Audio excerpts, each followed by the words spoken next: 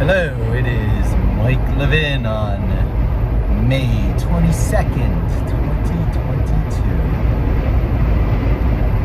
I'm on the way back. The lighting is beautiful. And it did not end up raining today. My kid's soccer game was on, and I was a wee bit late getting them there. Difficult getting them out of the house and on the way. And then, of course, there's traffic. And I had them there maybe 10 minutes late into a sports game, so they weren't there for the start of the game. I thought I was going to have hell to pay. I did not. It was a non-issue. Whereas the week prior, there was extreme issues on about a 1 o'clock drop-off when the place she had to be wasn't until 4:30. I have difficulty understanding sometimes the rationale for when timing is critically important and when it doesn't really matter. No one's going to hold it against you. I just don't understand it. Maybe it's a problem in my communication ability, but I was under a lot of stress today getting them to the soccer game, and I think my kid got, tuned into that stress, and then it ended up being not anything at all. I feel so bad for having gotten verklempt and projected that.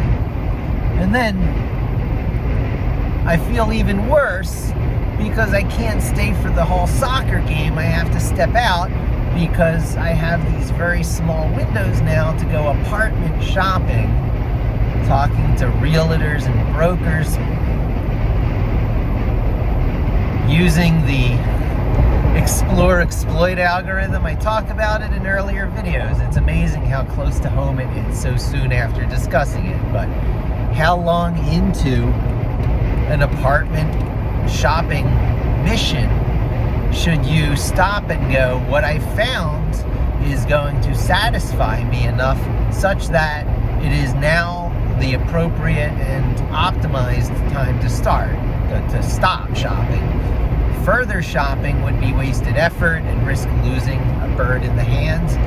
And grabbing something too soon, one of the first things you look at, risks getting something wrong and having buyer's remorse, spending too much or being satisfied with too little.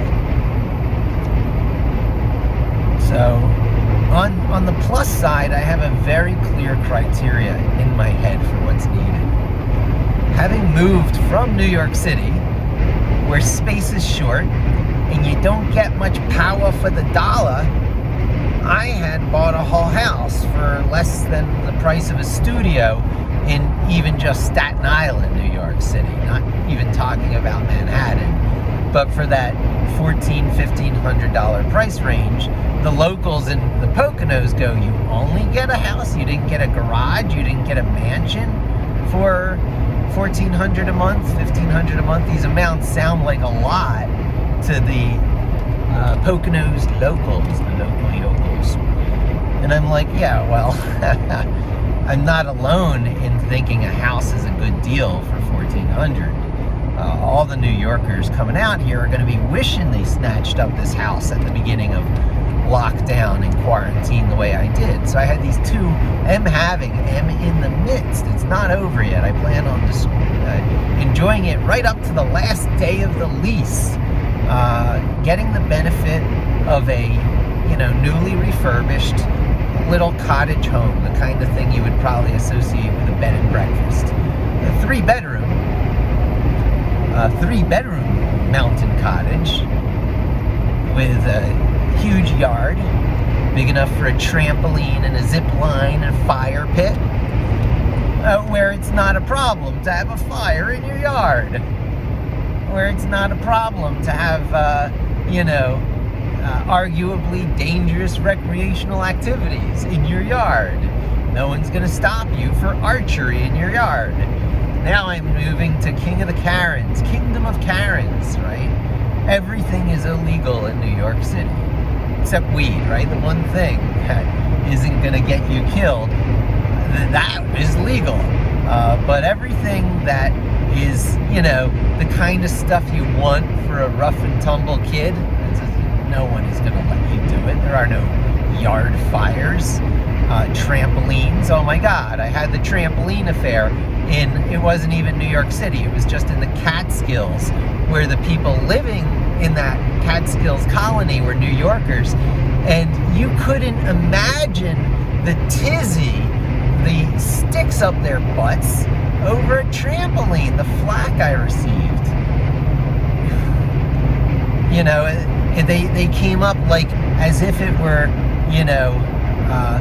person after person in an intervention to try and explain to me the injury statistics. I work at a hospital and I can tell you that the number, blah, blah, blah, blah, blah, blah.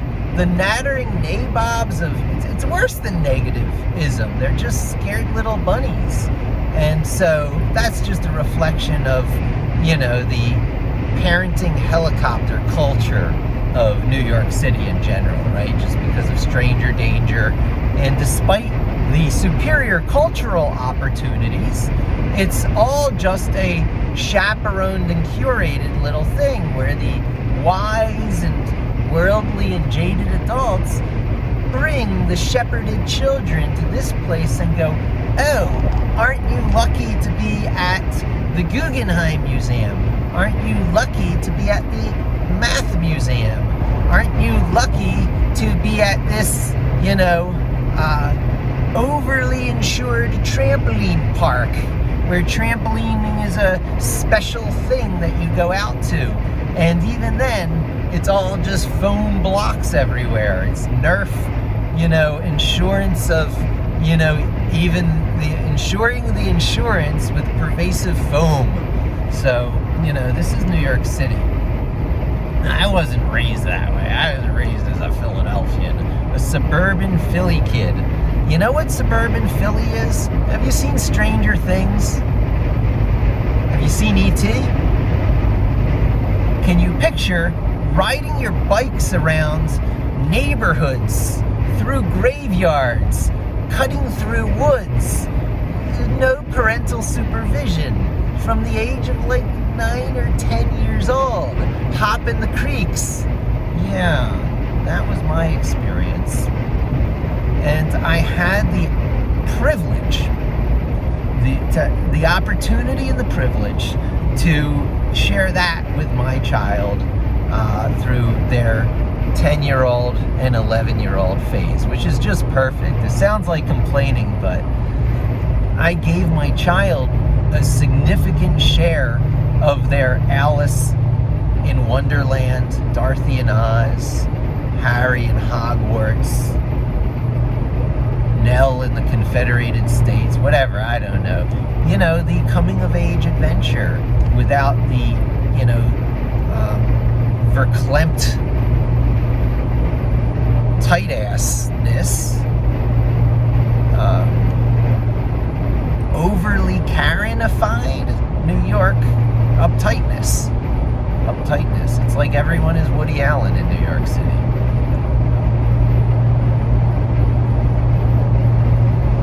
Neurosis. I'm not a doctor. Far be it for me to diagnose. And projection, right? So I'm probably guilty of every little thing I accuse other people of.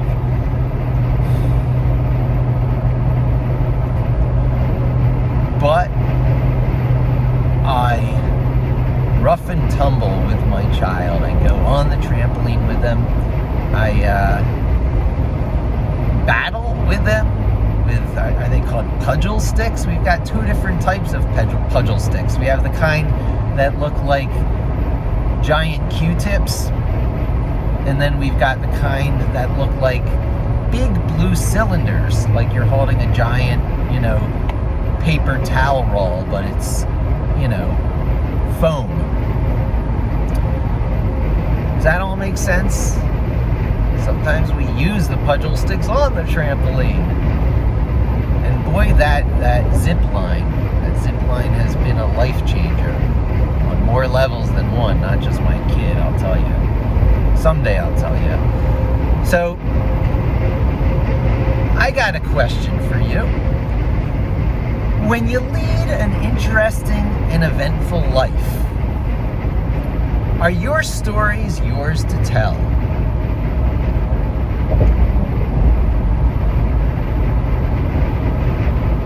The more interesting the story, the more issues there are as to whether and how you tell the story. Because you go, yeah, but now you bring up all these thought-provoking issues, and then there might be judgment. Judgment of me, judgment of the other people, appropriateness or misappropriateness of sharing and oversharing. What do you do? What do you do? Do you create a pen name and do it anonymously? Do you wait a certain number of years until the good that could have been imparted from these stories has passed, the window of opportunity has passed, or as a certain person loved to say to me, that ship has sailed?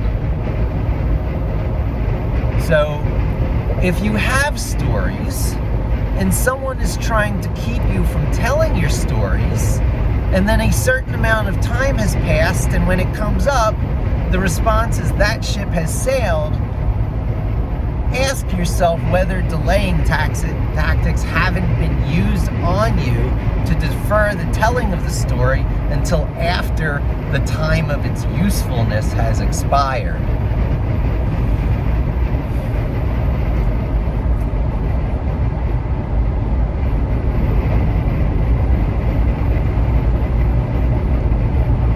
Once upon a time, there was a person who told me that they could convince anyone of anything. They told this to me in a very self-satisfied and proud way. I took note of this assertion and filed it away. In fact, I put it where such things need to go, which is in your 24/7 agents. What is a 24/7 agent? And maybe technically it's not 24/7 because you're not awake 24/7. Sometimes you're asleep, but some samurai warriors would tell you it is 24/7. Miyamoto Musashi.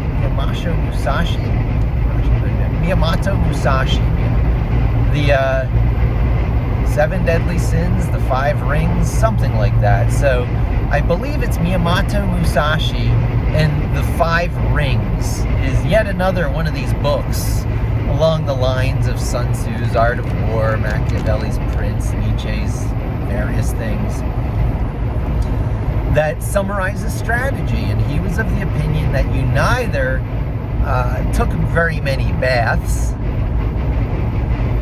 nor did you sleep much, and when you did sleep, your sword should not be far from your side. You should be able to sleep perhaps even with your sword in your hand, ready to decapitate someone who tries to accost you during the night. So, Miyamoto Musashi strived to have one of his 24/7 agents actually be 24/7.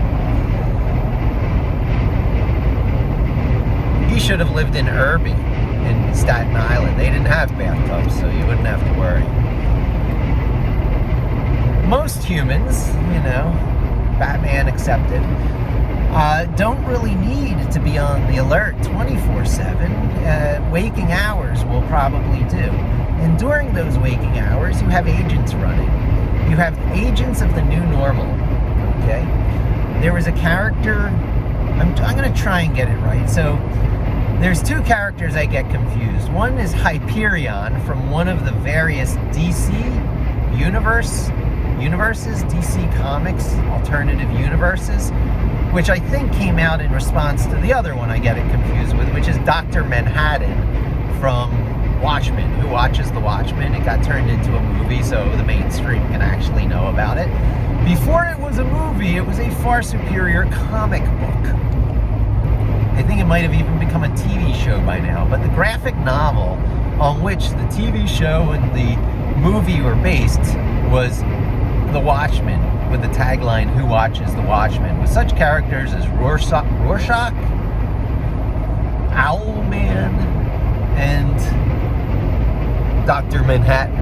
So Dr. Manhattan is one of these folks who's like Superman. It's loosely based on Superman, as was DC Comics' Hyperion. But what they all have in common is the presumption that if a superhero had the powers of Superman, the super hearing, the super speed, those two things in particular, that's the 1-2 punch combo, you could both hear the distress of people around the world, around the globe, through the whole earth. You could hear things in need of a hero and have the super speed to get there. Consequently, your conscience, what kind of monster must you be to ignore 99.9999% of the human suffering and misery that you hear when you have the power to stop it? That was Hyperion. That sort of drove him crazy, I think. And then there was Dr. Manhattan, who had a similar dilemma, and he would just take off. He would go to the moon or Mars, and so there's a famous meme. You'll see the meme out there with him sitting on a rock on the moon or Mars, contemplating these humans and their petty problems. You know, what is it to me? Am I responsible for all of this? And then there was another take on it, which if you had those same senses, you could hear the rushing of the blood inside your body. You'd be aware of every skin mite on top of your skin. You would be aware of every white blood cell fighting every infection. Your nerves on the outside would be like nerves on the inside of your body too. Your hearing and senses are such. And it would be excruciating pain. It would be the, infinite subtlety and detail of actual reality, which is reduced, which is thunked down to a surface reality. To most humans, to most animals who can only see the surface of things. We have no idea what's going on under the skin, under the concrete of the road, into the ground, down to the center of the earth, the molten metal core. We don't know. We don't know. It's as much of a mystery to us, the molten, metal core of the earth, as human consciousness in our own brains. You go inside this circle, mystery. Know-it-alls might tell you otherwise, but challenge them to explain how human consciousness emerges. There's theories, and they might even have a few good ones to toss out at you. But the people who really know and make a lifetime of studying this are the first to acknowledge we don't know. So people who have labels, convenient labels, and they think they have a grasp on things and a control of things because, we have these agents in our heads. See, I use those same words, the agents in our heads. There's so many different words and ways of thinking about it. You should Google Pinky and the Brain. The brain teaches the brain. Maybe I'll put the link in this video. But, the brain walks you through the parts of the brain,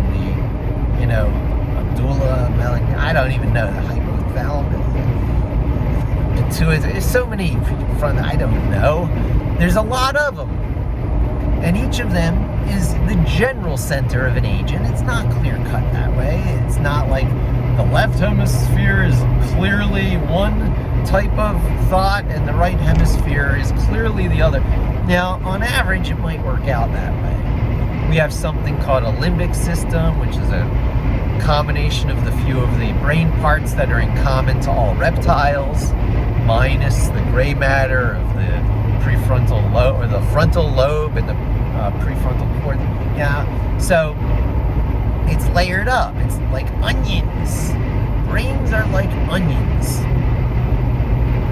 with simpler animals at the center of that onion, where the spinal cord hits the brain. You got the pituitary gland and the hypothalamus and a lot of the things where there's some sort of worm or fish that can sense light, that can sense dehydration, seek out water, turn away from danger, heat sensors, a lot of like worm and fish-like behavior, very automatic, very robot.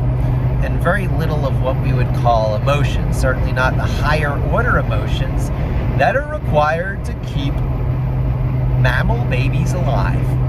Mammal babies are kept alive because of your higher order emotions. Emotions that tend not to even be in reptiles who do have emotions. Reptiles very clearly have emotions. Anyone with a bearded dragon as a pet will tell you they're smart little critters and affectionate little critters, just not to the same extent as a mammal. And there are crossovers, right? Because alligators take care of their young, crocodiles and alligators take care of their young to a fairly older age, with something that, mammal observers like us would say, hey, that resembles love, that resembles mammalian parenting. So there are blurred lines of demarcation between these things that house these agents. So these agents are different animals in our evolutionary history, different personalities, different vibes, and indeed different brains and different co-processors, if you'd like to think of it in a computer sciencey way, right? That's what's letting me drive while I do this talk. The facilities that are tapped for driving and for talking are so entirely different that someone who's as experienced at both as I am, because let me tell you, I'm really experienced at talking. And let's see, I've been driving since I was 15, and I'm 51, so you do the math. I've been driving for a long time. And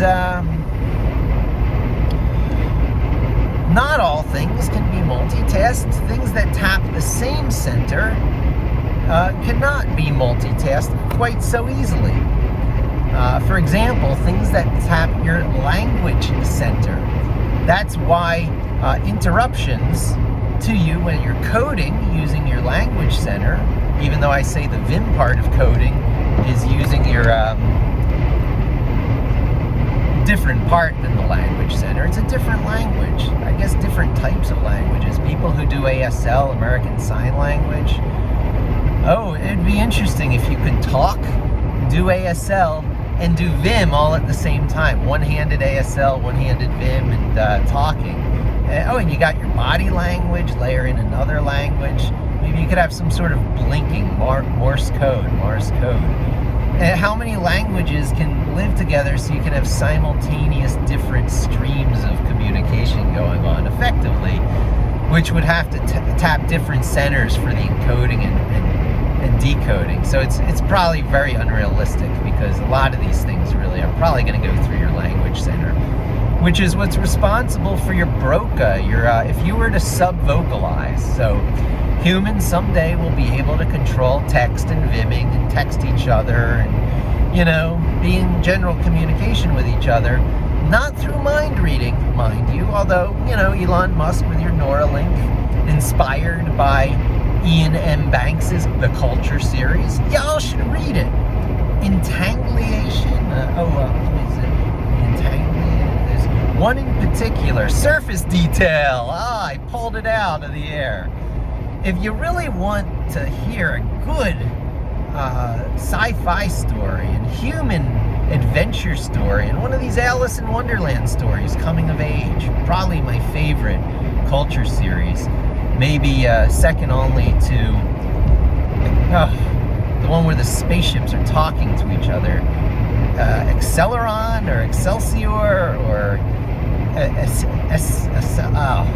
well, anyway, the one I can remember is called Surface Detail, and it's about an indentured servitude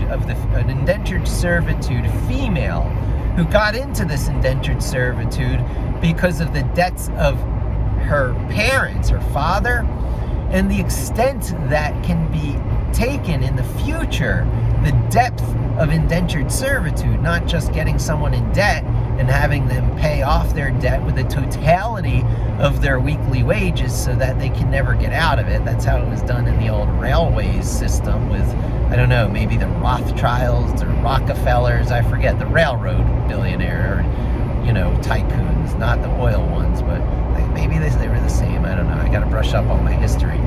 But they had their own slaves. They had their own slaves through, loopholes and technicalities, terrible stuff. And, sci-fi can weave some really good methods of having slaves.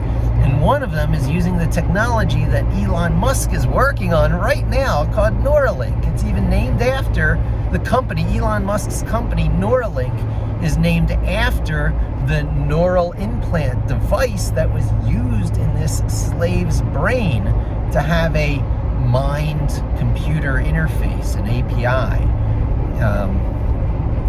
But I guess the point I was making that led me to that is not every machine, human human-machine interface has to be implanted, has to be scary, has to be, surgical in nature. They can just read your subvocalization. Voila, as easily as you can put on or remove augmented reality with a pair of glasses, right? You don't need implants. All you need is to partition off a portion of your senses, and the human body adapts to a new normal. You can have almost a direct connection to the feed or the metaverse or whatever have you, just by having a portion of your senses, a percentage set aside for some other type of I/O. People who can, smell sounds are a great example of that. You can even have the nature of the sensory input be different than the senses you're using. You can, send smell in through eyesight. And certainly images in through touch, with Braille. People who, do Braille certainly can visualize things through touch. And so the same you can do in the other direction with subvocalization. You can make mind-reading machines that are not reading your mind at all. And you can take the scary edge off of it by knowing that, contact has to be made. They even have this. The Jawbone Jabra technology is kind of like this. The microphones from the in-ear Jabra Bluetooth headphones are picking up vibrations through your jawbone.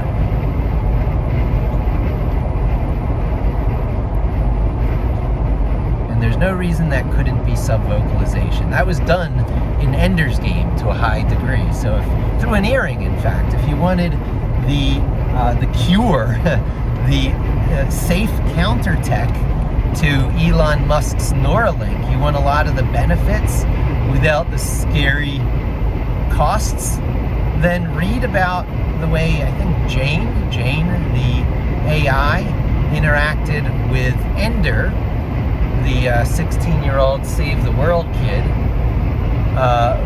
by the wonderful Mormon author Orson Scott Card. I say Mormon, right? Their religion shouldn't come into the discussion, but it should. The religion of a sci-fi writer is relevant. It was relevant with Isaac Asimov. It's relevant with Orson Scott Card. So the Mormons are pretty cool, having your own planet in the afterlife. I mean, how on target is that if there really is doing brain scans? And if you don't buy the brain scan, if Neuralink is the brain scans, what just keeping your brain alive for a real long time as your body deteriorates is to the earring with subvocalization in Ender's Game, talking to the Jane AI. So you put an earring in, right? You can put a lot of tech in earrings. Imagine the miniaturization that has gone on so far from supercomputers to phones. In another 5, 10, 20 years max, you'll be able to have an earring, a pierced earring, and that pierced earring will have the ability to pick up your subvocalizations, talk without talk. You want to turn it off, you want to, go off the grid, you take out your earring. The Culture series really had a similar concept too. Even though there were people who had the Neuralink stuff in their heads, you didn't have to. If you wanted to be a culture of the citizen, if you wanted to be a citizen of the culture, and you wanted a safety net that could let you go mountain climbing and, base jumping or whatever without danger, all you needed was a terminal with you. And a terminal could take any form, from the earring to a pen to a necklace. Oftentimes a piece of jewelry, could be an article of clothing.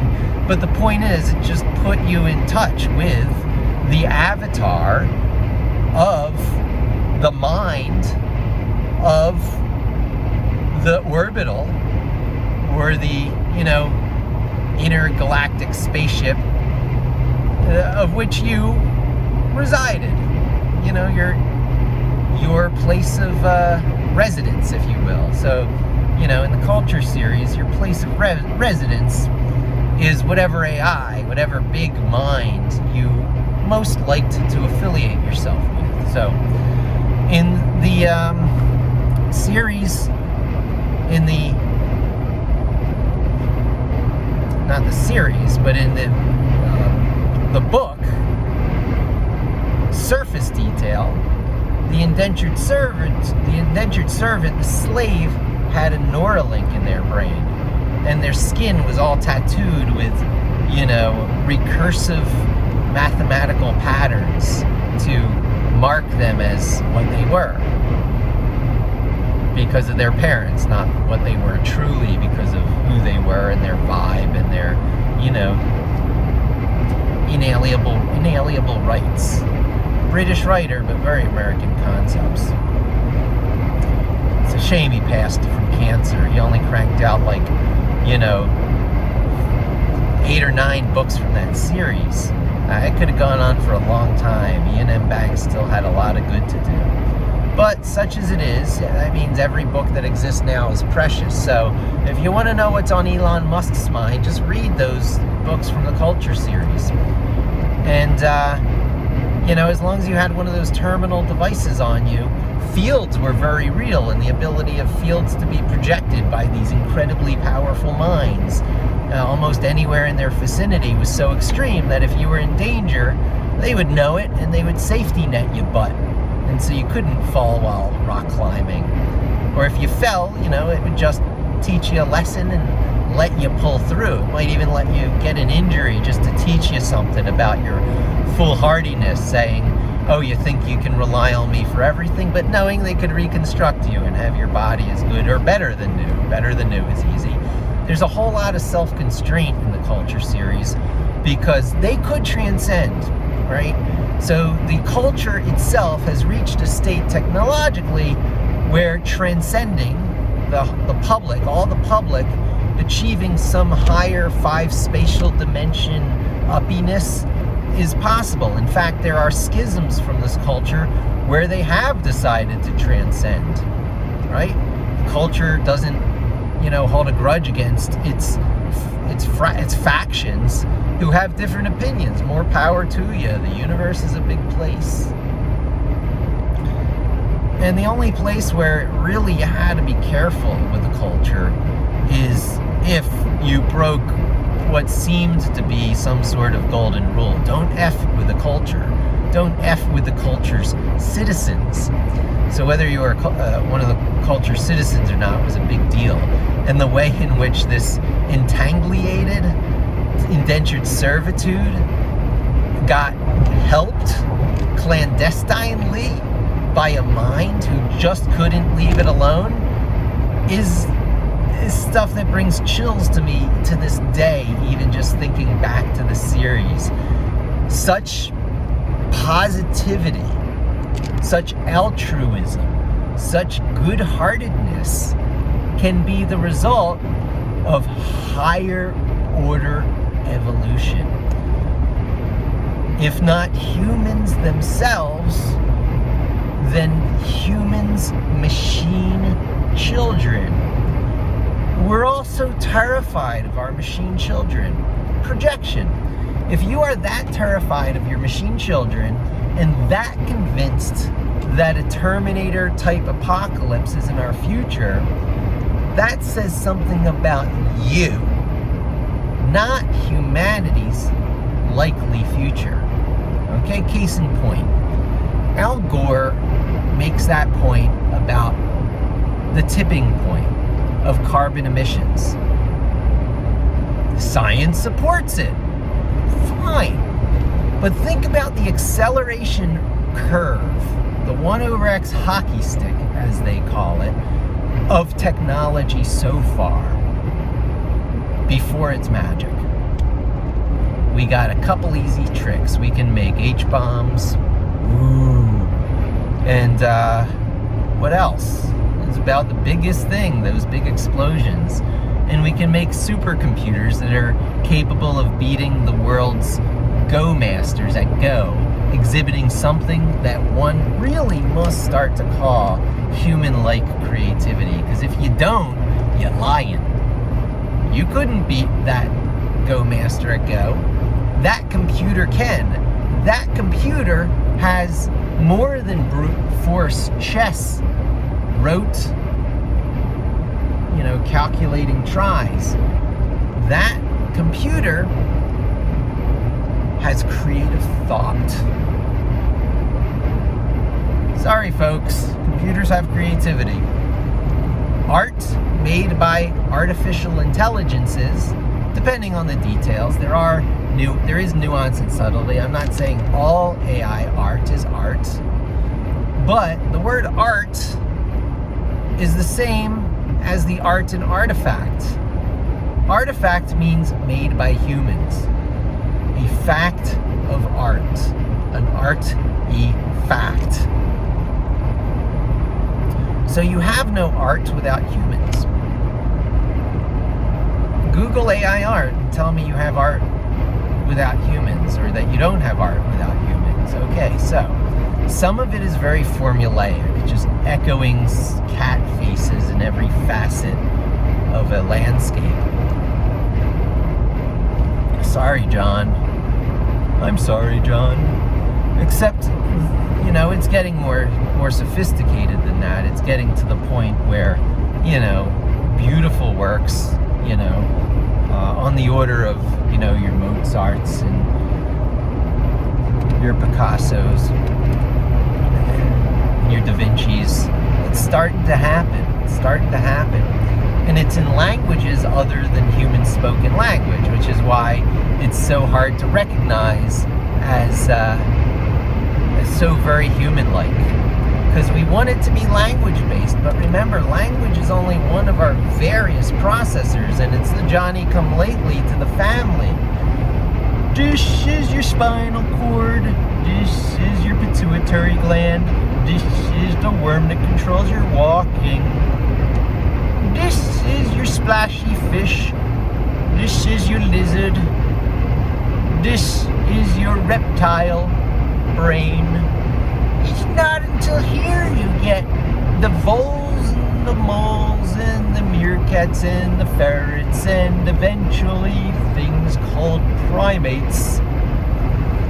Where on that pinky is the primates who can think in the meta way, which you're doing now? Well, it's kind of there. It's like that very, very, very, very, maybe it's a little bit of your fingernail. It's the last little bit.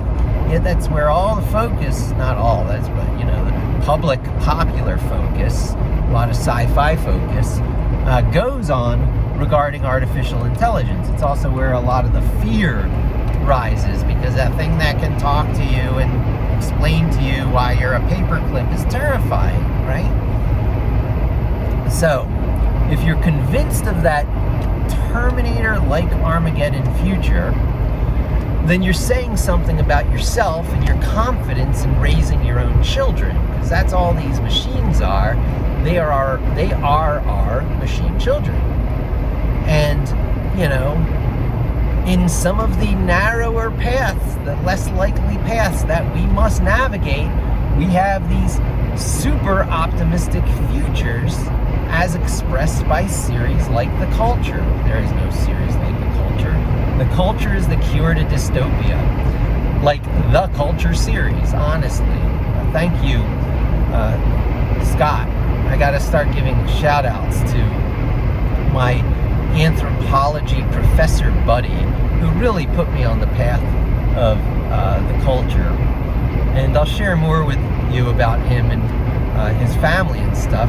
Sometimes in life you meet people who really have a profound impact on you, and my friend Scott is one of them. I had these wonderful talks with him. One of the redeeming qualities of walking my dog every day, that's where I ran into him, out at Isham Park in Manhattan. They called it upstate Manhattan. I lived up at the 218 block of Manhattan, and for most people, Manhattan really ends at around the 118 block, at around Dinosaur Barbecue in Harlem, Columbia University, Bernard if you really push the envelope.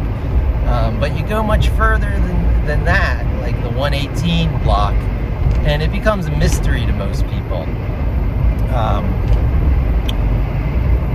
There's one museum that like was a castle-like thing. I forget the name of it, but that's about the only thing that brings people up to. It's in Fort Tryon Park.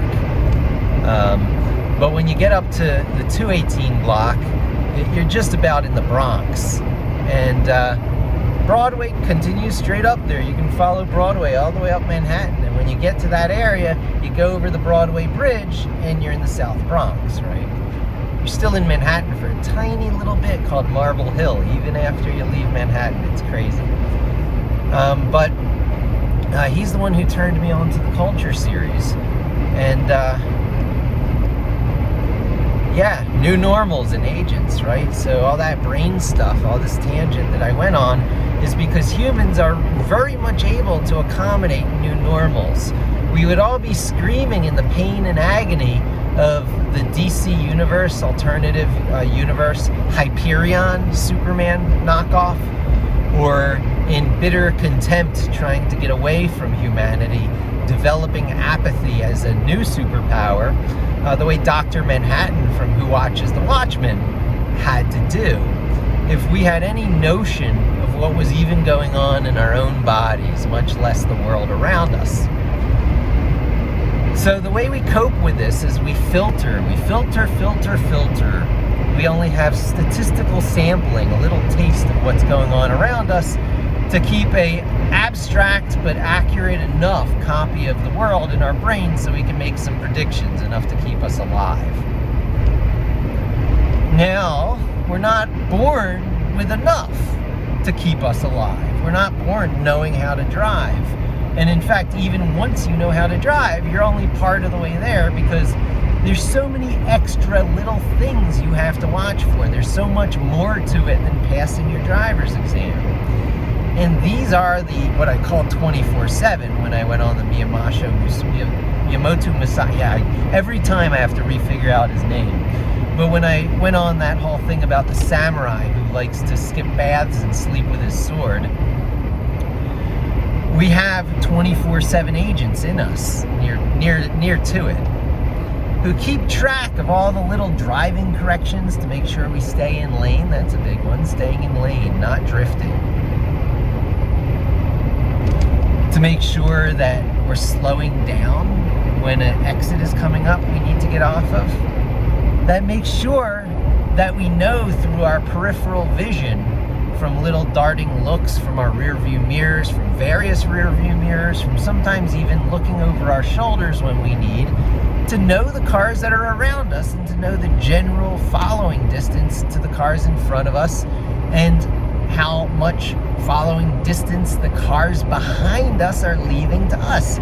This is all really important information. When to pull down our sun visor because the sun is in our eyes without even thinking about it, only registering afterwards that you did such a thing. This just starts the list of the stuff that makes people who haven't done it yet in awe and unable to comprehend how much farther they have to go, how much learning they have to do, how much patience they need to develop, how much pride they need to swallow, how much revision they need to make of their worldview thus far. It's staggering, and it's enough to make a lot of people want to just clock out of this material world, right? It's intimidating, it's demoralizing, And some would have you think it's condescending when you try and teach them. I know I come off that way. I know I'm the pseudo-erudite. How could I not know that about myself by this time? Boy, it used to drive my ex crazy, knowing that I knew a thing and that my voice sometimes sounded like I was flaunting it. I do not mean to flaunt these things. Honestly, I want to help. I can be the best driving instructor you ever had. I taught my wife to drive, my second wife. Overcoming something that is not unique to her, but and it doesn't belittle to say that other people in someone's generation also have anxiety. Everyone with anxiety thinks that, how can you say this without sounding condescending, but is it not the truth that anxiety is the other pandemic? How many parents are doing incredible amounts of damage to their children by denying them the rough and tumble experiences that I discuss? The stuff of the kids of the 80s. In the 80s, were, softies and pushovers compared to like the 60s and the 40s and the Depression kids. Oh my God. The greatest generation who were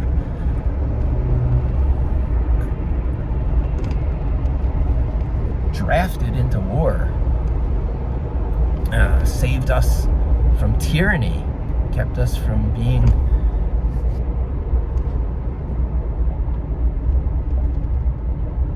Nazi Germany, quite honestly, right?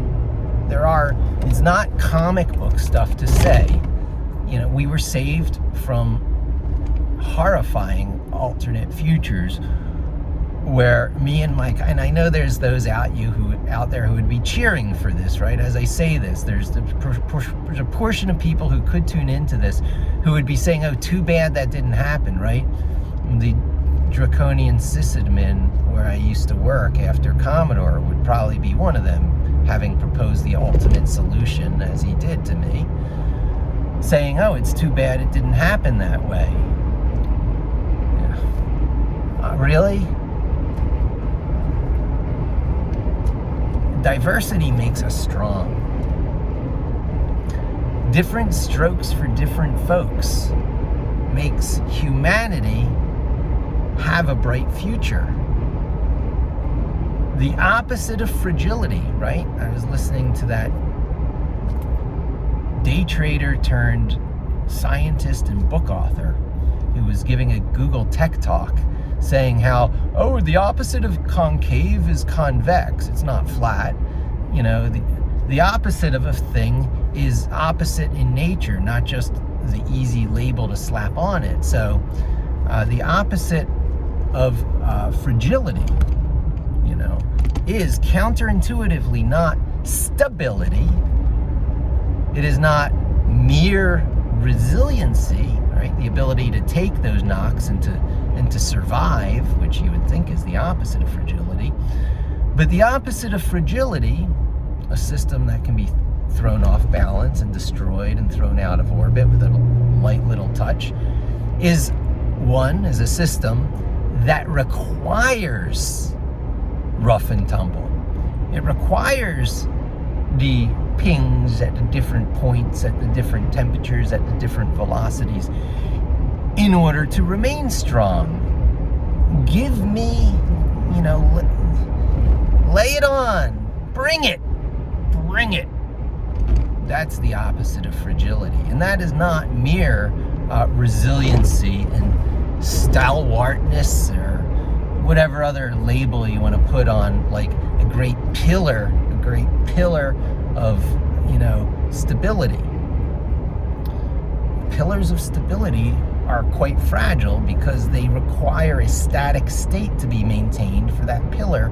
Tiny little earthquake is going to knock it down.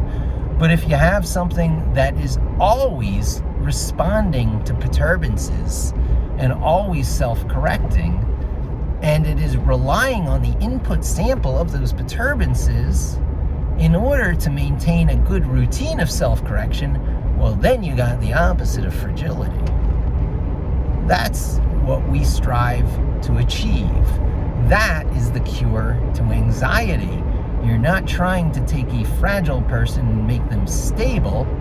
You're trying to take